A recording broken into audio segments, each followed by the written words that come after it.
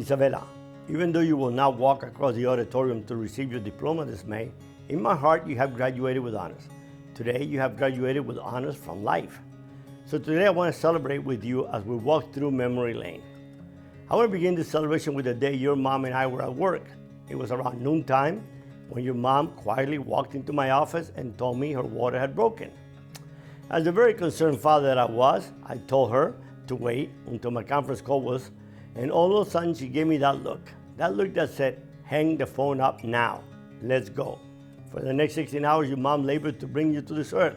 I was suffer as I ate 2 boxes of Krispy Kreme donuts, nearly dying of a diabetic attack. When you finally decided to come out, you were a gorgeous baby.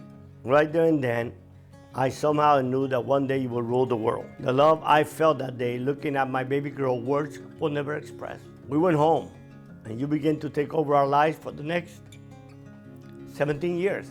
Somehow, out of all my 6 children, you were the only one fascinated with horses. You did not play with dolls. All you care about was that little stick horse that we gave you, your hats and your boots, which you wore all day long. Then, it came time for you to go to school, and the challenges began, as many have through today. You will take over whatever classroom you were in. We were worried when in pre-K we got this desperate call from the school principal saying you had one more strike and then you were going to be expelled. You bullied boys, you played when you wanted, and chose to express your intelligence by roughing up anyone who got on your way. This helped your mom and me to get closer to God, believe it or not. It began a very intense prayer life. It started by us asking God not to allow you to be expelled from pre-K. And ever since then, we have stayed on our knees. When you were 6, we moved to Cumming, Georgia, so that you and your brother could attend an amazing school. I remember going crazy the first parent day as your mom was out of town. So yes, your mom left me instructions, except she forgot something very important. Cubans do not read instructions. I don't know what's so hard about that. So I did the best I could. At the end of the night, I noticed I was running out of time. When I got to your classroom and finally met up with your teacher as she was closing up, she asked me if I was your dad. I smiled and said yes. She smiled and said, I've been teaching for over 15 years, and all I can say about Isabella is that I am convinced one day she will be president of the United States. Really? She said, these kids have been together for years, and yet the first day of class, she comes in out of nowhere and rearranges all the desks, puts girls up front, puts boys in the back, looks at the boys and says, girls rule. I smiled and walked away. I got a huge laugh every time you waited for me, holding in your tiny hands the note I had just sent your mom with the flowers. You would ask, Daddy, are these flowers for me? I smiled and said, yes. I knew you responded then with a sound. As you ripped up the note, you smiled and said, thanks for the flower, Daddy. You will never know how I cherish all our days. Remember, like when we went to see a Heat game, you made all the arrangements. You bought first-class tickets, of course. You chose a 5-star hotel. After the game, we cuddled, and you asked me if we could look at luxury jets. Then remember the one time that we went to New York, you wanted to have high tea at the plaza. Then one day we decided to move to Cozumel, Mexico, so that you and your brother could learn a different culture. The challenge of moving to another country, leaving your friends behind, moving to a place where you did not speak the language, was really insignificant to you. You always did love a challenge. Our first summer in Cozumel, we enrolled Steven at Culver Summer Camp. You insisted that you also wanted to go, even though the minimum age was 10. You were barely going to be 9 at the end of the camp. But you insisted, and we asked the camp if they could evaluate you. They talked to you, turned around and told us you could have come a year earlier.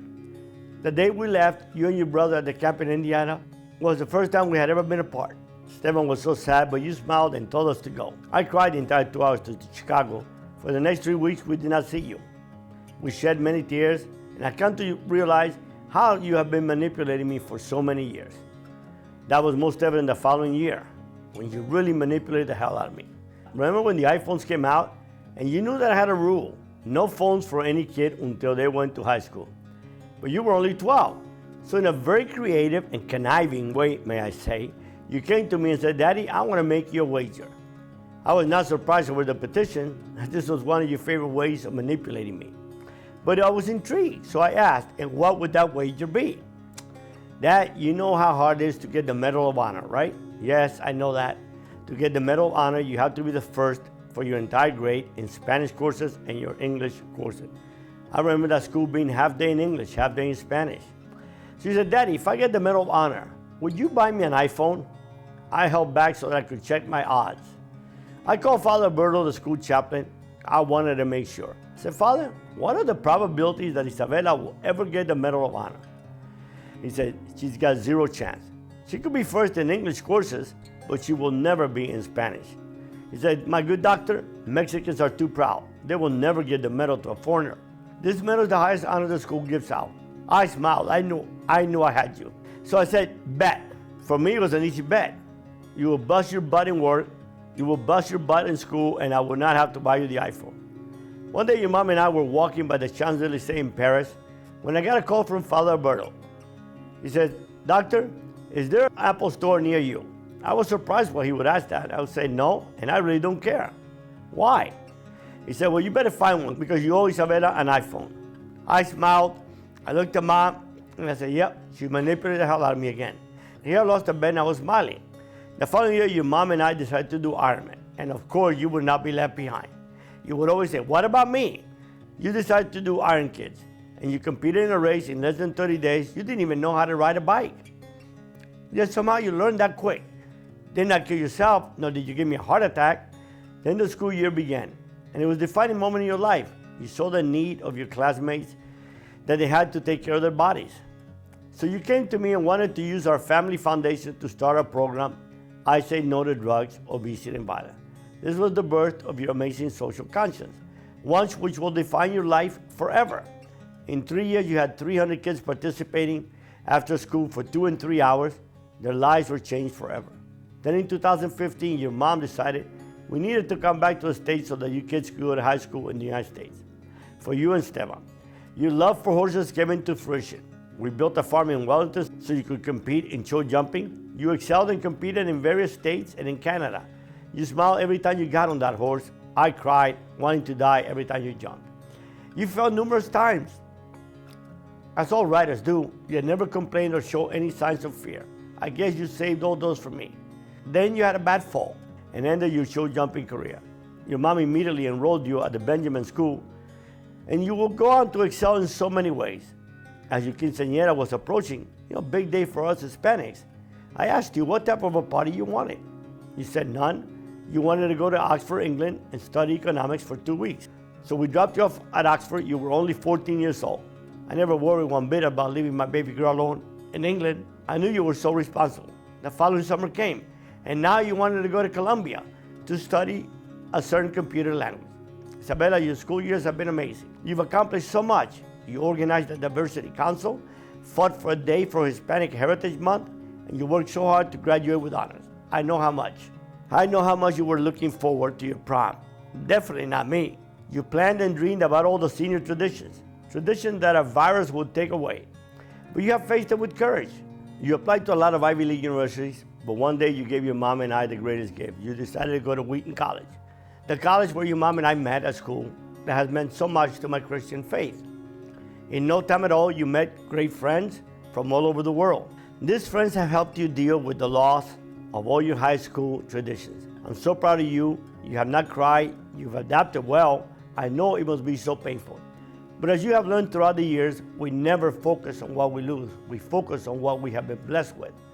I know that many days will come. You will wonder how the prom would have been. How would it have turned out? How fun jumping in that lake in front of the school would have felt like. You will miss not walking down the auditorium as they call your name. Yes, you will be sad, but you will not cry. Your new adventure will begin this August as you enter the most important phase of your future career. This August, Mom and I will drive you to Wheaton. I will cry when we say goodbye, but at Wheaton you will grow intellectually. But more important, you will get closer to God. And without a doubt, you will leave your mark the day you graduate. When you walk to receive your diploma, the first of many and then to another journey. God knows it will be amazing. My love, always remember, life is full of challenges. You will get knocked down many times, but like an eagle, you will rise again. Better than before. Remember, you must always put God and others first in your life. I am certain you will always make a difference in the life of those less fortunate than you. Heaven is your only ceiling. I am so proud not of what you have accomplished, but of the amazing young lady you have become. So today, enjoy this walk through memory lane. Enjoy knowing that Dad cried, writing the letter, and again filming it. God knows how many days we had. But through it all, always remember to stay close to Mary and her son Jesus. Most important, don't ever focus on what you have or what you have lost. Focus on those who have nothing. Isabella, you will change the world. Always know that Mom and Dad will be there on our knees praying for you. God knows what your next adventure will bring. Be blessed. Be happy. Go change the world.